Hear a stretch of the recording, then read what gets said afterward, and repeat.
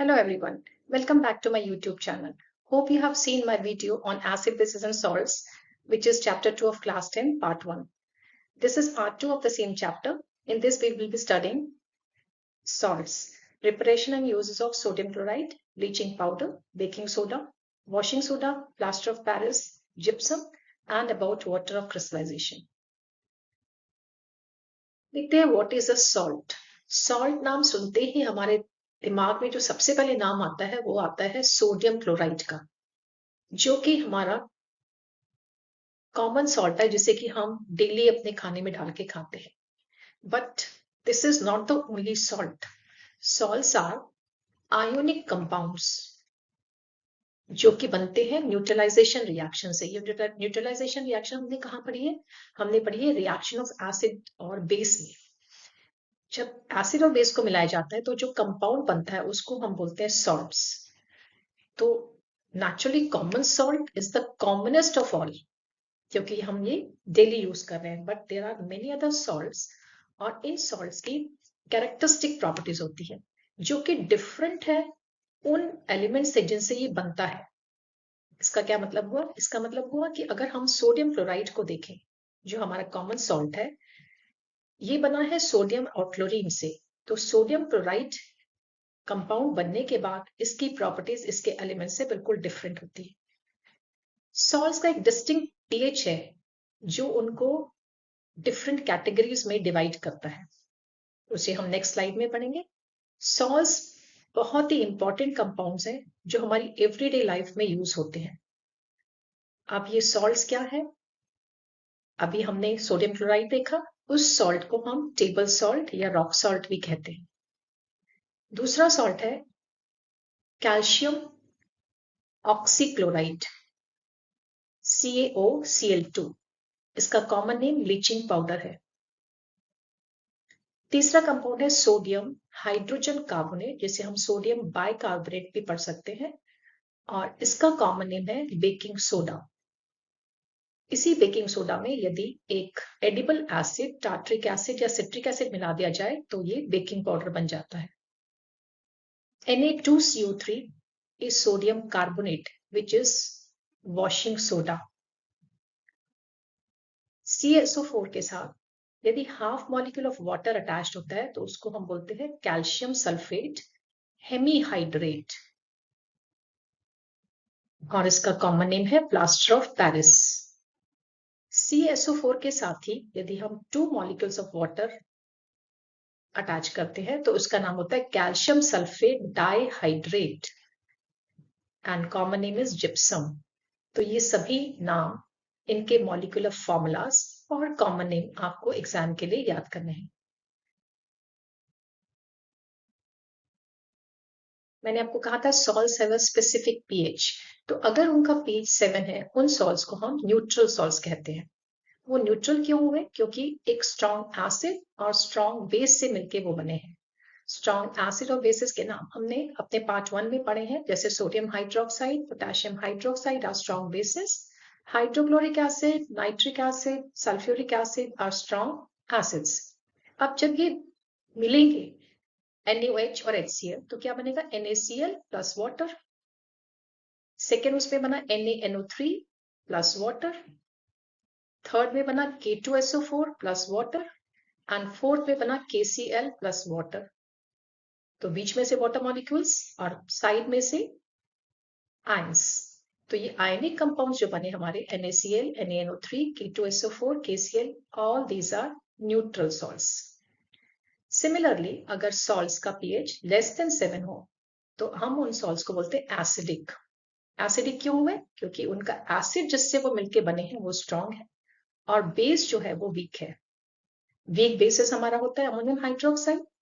इसको यदि हम हाइड्रोक्लोरिक एसिड या सल्फ्यूरिक एसिड के साथ मिलाएंगे तो हमारे कंपाउंड्स बनेंगे ammonium chloride and water molecule, ammonium sulphate and water molecule. तो ये दोनों कंपाउंड्स जो अमोनियम क्लोराइड और अमोनियम सल्फेट बने, ये हमारे एसिडिक सॉल्ट्स हैं। इसी तरीके से अगर सॉल्ट्स का पीएच मोर देन 7 है, मोर देन 7 क्यों होगा? क्योंकि वो स्ट्रॉन्ग बेस और वीक एसिड से मिलके बने हैं। और इन सॉल्ट्स को हम बोलेंगे बेसिक। तो हमारे वीक एसिड्स क्या होते हैं? Carbonic acid, hydrogen fluoride. और स्ट्रॉन्ग बेसिस क्या है? Calcium hydroxide, sodium hydroxide, lithium hydroxide. इनसे जो सॉल्ट्स बने वो है calcium carbonate and water molecule, sodium carbonate, Na2CO3 and water molecule, and lithium fluoride, LiF, and water molecule. So all these three salts are basic salts. अगर आपको strong acids और strong bases के नाम याद है, वीक एसिड और week basis के नाम याद है, तो ये आपके लिए बहुत सिंपल है याद करना कि कौन से सॉल्ट्स न्यूट्रल, कौन से सॉल्ट्स एसिडिक और कौन से सॉल्ट्स बेसिक है। सॉल्ट्स को पढ़ने के लिए हम सबसे पहले वही सॉल्ट लेते हैं, सोडियम क्लोराइड, जो हम सबसे ज्यादा यूज करते हैं। उसका मॉलिक्यूलर फॉर्मूला है NaCl। आप इमेज को देख के पहचाने गए होंगे कि वही नमक है जिसे हम डेली खाते हैं, इसीलिए इसका नाम है कॉमन सॉल्ट, टेबल सॉल्ट और रॉक सॉल्ट। ये हमें दो तरीके से अवेलेबल होता है, एक सॉल्युबल फॉर्म में सी वाटर में और दूसरा solid deposits in the form of rocks. जो सी वाटर में होता है उसको इवापोरेशन करके अलग किया जाता है, उसकी impurities magnesium chloride, magnesium sulphate जो पानी के साथ मिली होती है, उनको सुटेबल मेथड से अलग कर दिया जाता है। रॉक्स में से रॉक सॉल्ट को निकाला जाता है बाय माइनिंग, जैसे कि हम कोयले को निकालते हैं कोयले की खानों से। ये दोनों ही सॉल्ट, रॉक सॉल्ट और table salt, soluble in water है। सोडियम क्लोराइड की बहुत सारे यूजेस हैं, इन्हें हम सभी सॉल्टी डिशेस में यूज करते हैं। It is used as a preservative in pickles. जब हमारे घर में अचार डाला जाता है तो उसमें बहुत सारा नमक डाला जाता है उसको प्रिजर्व करने के लिए। इसी तरीके से मीट और फिश को प्रिजर्व करने के लिए भी उसे सॉल्ट में रखा जाता है। सॉल्ट को मिक्स किया जाता है with ice and it is used as a freezing mixture. आप सोप के पैकेट्स पर देख सकते हैं, उस पर लिखा होता है sodium chloride, so it is used in manufacturing of soap. Pottery को ग्लेज देने के लिए यूज किया जाता है। जो चीनी मिट्टी के बर्तन होते हैं उस पर जो चमक होती है वो सोडियम क्लोराइड से दी जाती है। और बहुत सारे केमिकल्स इंडस्ट्री में बनाने के लिए सोडियम क्लोराइड का यूज होता है, इसमें से कुछ तो हम आगे पढ़ेंगे। सोडियम क्लोराइड से बनने वाला एक इंपॉर्टेंट केमिकल है सोडियम हाइड्रोक्साइड, जिसका केमिकल फॉर्मूला है NaOH। इसका कॉमन नेम है कॉस्टिक सोडा। सोडियम क्लोराइड में जब वाटर मिक्स किया जाता है तो इस सॉल्यूशन को कहा जाता है ब्राइन। इलेक्ट्रिसिटी पास करने पर sodium chloride dissociates into sodium and chloride ions. Water break हो जाता है H ions और OH ions में, और इससे तीन इंपॉर्टेंट प्रोडक्ट्स बनते हैं। Sodium hydroxide which is in aqueous state, chlorine is liberated at anode and hydrogen is liberated at cathode. Exam में पूछा जाता है हाइड्रोजन एंड क्लोरीन कौन से इलेक्ट्रोड्स पे रिलीज होती हैं। इस प्रोसेस का नाम है क्लोर एल्कली प्रोसेस। इसे क्लोर एल्कली इसलिए कहा जाता है क्योंकि इससे क्लोरीन बन रही है और एल्कली बन रही है which is sodium hydroxide dissolved in water. ये रिएक्शन वैसे भी इंपॉर्टेंट है क्योंकि इससे जो भी प्रोडक्ट्स बनते हैं उनके इंडस्ट्री में और हाउस होल्ड में बहुत सारे यूजेस हैं। देखते हैं हाइड्रोजन का use. Hydrogen is used as fuel in rockets. Hydrogen से वनस्पति ऑयल का हाइड्रोजनेशन करके उससे मार्जरीन या घी बनाया जाता है। It is used to make ammonia which is used to make fertilizers. Chlorine has the property of killing microorganisms and germs. So it is used for treating water in swimming pools, and it is used in pesticides. And also it is used as disinfectant. It is used to make polyvinyl chloride PVC and chlorofluorocarbons. Hydrogen and chlorine को मिला के hydrochloric acid बनाया जाता है, which has an important use in labs and industries. It is used to clean steel, to make ammonium chloride, medicines and cosmetics. NaOH में सोपी property होने के कारण इसको सोप्स एंड डिटर्जेंट्स में यूज किया जाता है। आप यहाँ पर देख सकते हैं हार्पिक कंटेन्स सोडियम हाइड्रोक्साइड। सोपी प्रॉपर्टी के कारण ही मेटल के ऊपर जो ग्रीस लग जाती है उसको डिग्रीस करने के लिए सोडियम हाइड्रोक्साइड को यूज किया जाता है। It is also use for making paper and artificial fibre. Sodium hydroxide and chlorine से मिलाकर ब्लीच बनाई जाती है, which is used as household bleach. अगर कहीं पर भी स्टेन लग गया है तो उसको रिमूव करने के लिए इस ब्लीच को यूज कर सकते हैं, या फिर bleaching fabrics.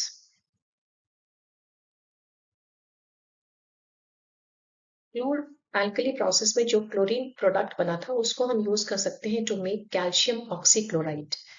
The molecular formula of calcium oxychloride is CaOCl2, whose common name is bleaching powder। जब ड्राई स्लेट लाइन या CaOH होल ट्वाइस के ऊपर हम क्लोरीन गैस को पास करते हैं तो उससे बनता है bleaching powder and water. Bleaching powder के इंडस्ट्री में काफी सारे यूजेस हैं।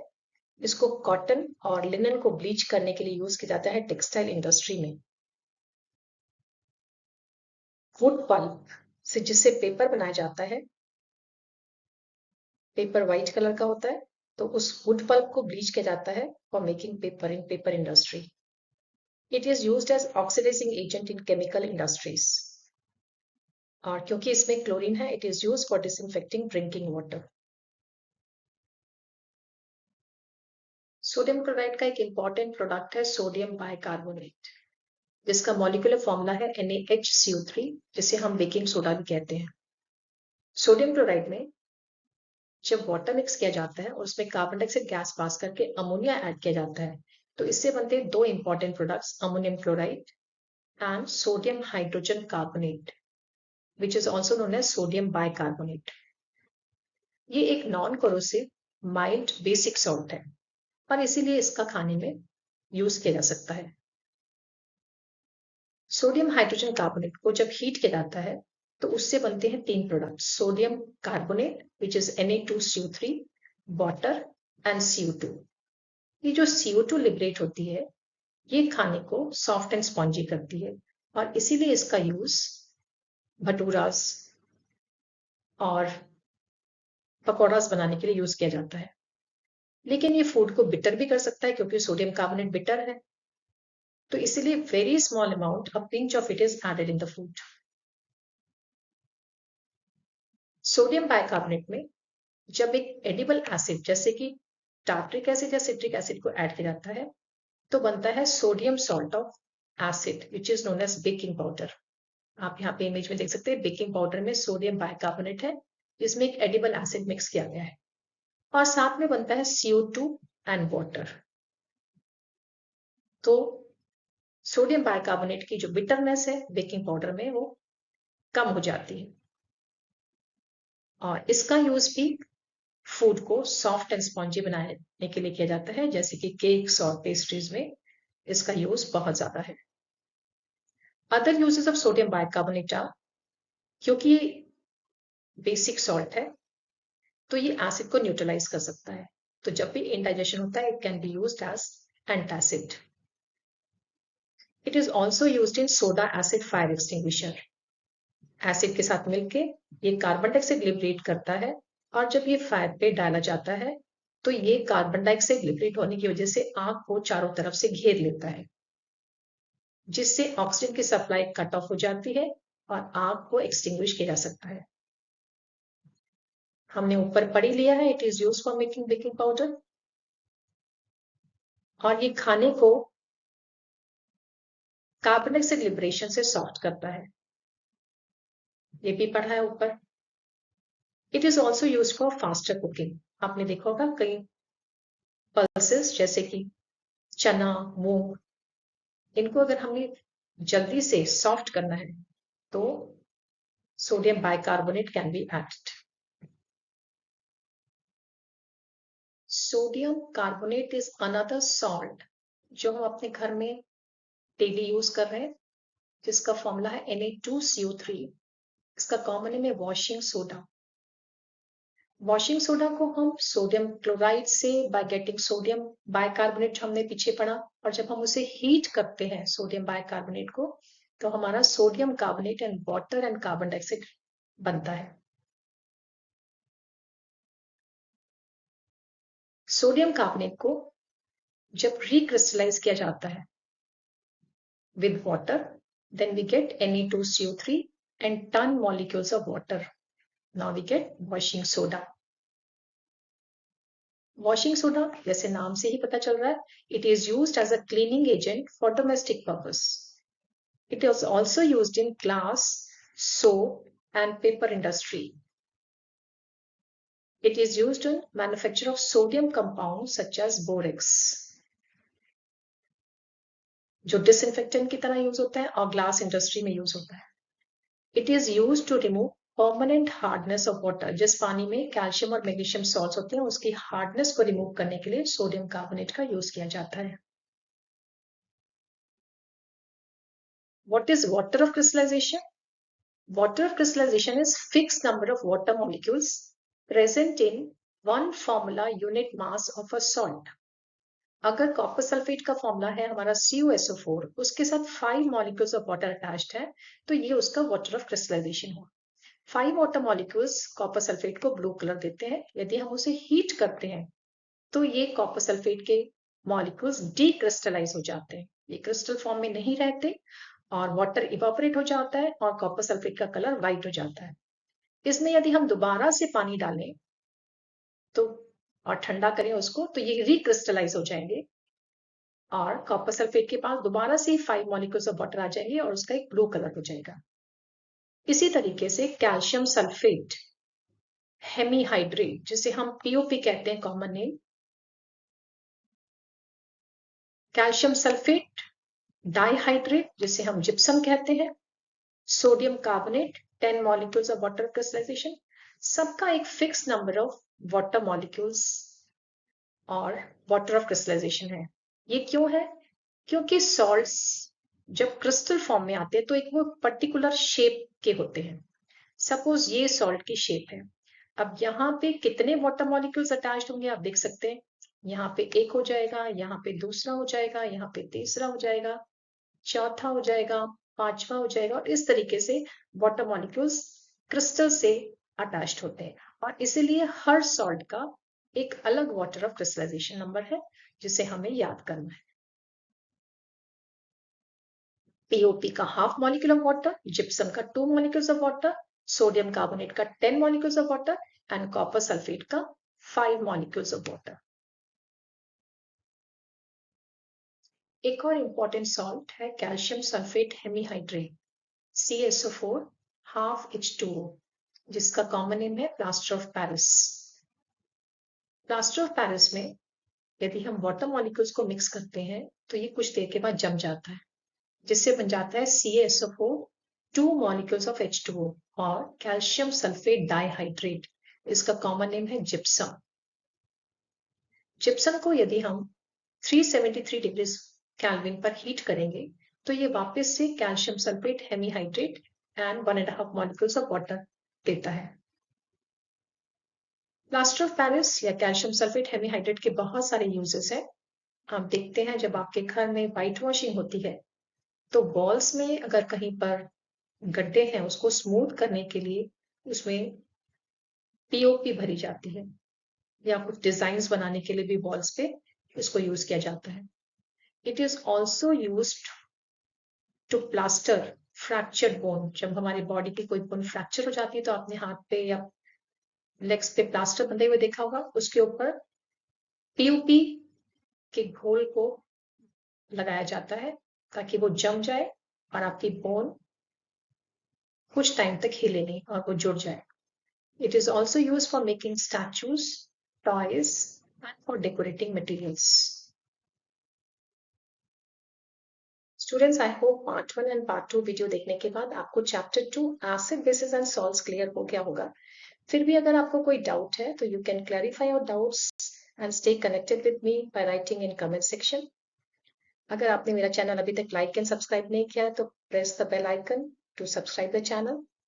My next video will be on control and coordination for class 10 and tissues for class 9.